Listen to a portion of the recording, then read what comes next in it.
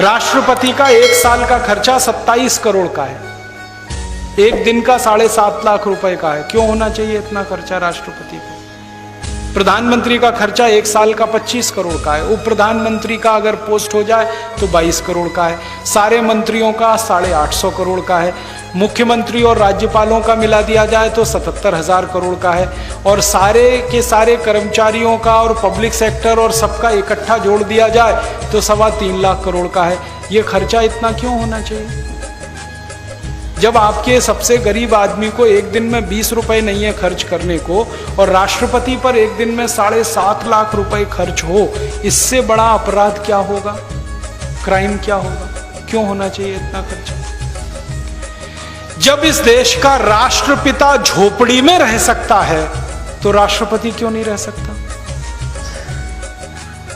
इस देश के लोगों की उंगली पकड़कर आजादी दिलाने वाला महात्मा गांधी, मोहनदास करमचंद गांधी अगर झोपड़ी में रहकर आजादी दिला देता है तो आजादी के बाद के नेता झोपड़ियों में क्यों नहीं रह सकते?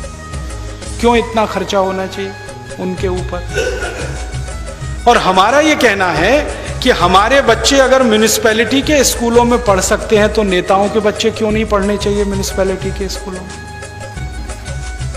उनके बच्चे अमेरिका और यूरोप में क्यों जाने चाहिए? हमारा इलाज अगर सरकारी अस्पतालों में होता है तो मंत्रियों का इलाज क्यों नहीं होना चाहिए सरकारी अस्पतालों में? वो क्यों एम्स में भर्ती होते हैं? उनके कोई विशेष अधिकार हैं इसलिए ना? हम तो विशेष अधिकार खत्म करना चाहते हैं। आप दुनिया के तमाम देशों में जाओ, फ्रांस में जाओ, जर्मनी में जाओ, डेनमार्क में, स्वीडन में, कहीं भी चले जाओ, शाम को 5 बजे के बाद उस देश के राष्ट्रपति आपको सब्जी खरीदते हुए, अपना थैला लटकाते हुए दुकानों में दिखाई दे जाएंगे। राष्ट्रपति और प्रधानमंत्री भारत में क्यों नहीं हो सकता? साधारण आदमी की तरह जिंदगी क्यों नहीं बिता सकते? उनको जेट सिक्योरिटी क्यों चाहिए? वो कहते हैं जी इनको मरने का डर है। तो मरने का डर है तो राजनीति में क्यों आए? घर में बैठो। अगर इतना रिस्क नहीं ले सकते तो किसने कहा था पॉलिटिक्स में आने के लिए? घर बैठो ना, अपना धंधा करो, बिजनेस करो।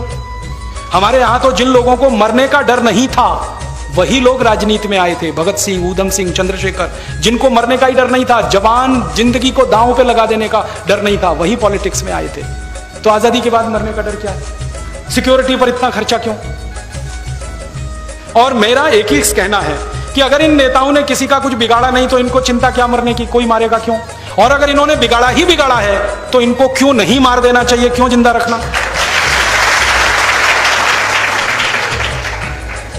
आप बताओ ना, किसी का कुछ बिगाड़ा नहीं तो आप चिंता क्यों कर रहे हो? भगवान आपकी रक्षा करेगा। और जो जिंदगी भर बिगाड़ा है तो आपको जिंदा क्यों रहने दिया जाए? क्यों नहीं खत्म कर दिया जाए आपको इस व्यवस्था में? तो ये फालतू के खर्चे जो नेताओं पर हो रहे हैं, यही खर्चे को खत्म करके हम शिक्षा में खर्चा करने लगे तो हर गरीब आदमी का बच्चा बिना एक पैसा दिए पढ़ाई कर सकता है, engineer, doctor, chartered accountant, manager, IAS, IPS बन सकता है। थोड़ा सा चेंज करना है सिस्टम।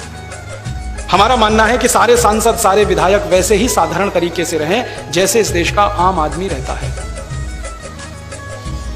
क्योंकि वो उसके प्रतिनिधि हैं। वो करोड़पतियों के प्रतिनिधि नहीं है, वो आम आदमी के प्रतिनिधि है, गरीब आदमी के प्रतिनिधि। तो हम ये परिवर्तन चाहते हैं और हमारे ये सारे के सारे उद्देश्य एक ही बात को कहते हैं कि हम व्यवस्था में परिवर्तन चाहते हैं, सत्ता में नहीं।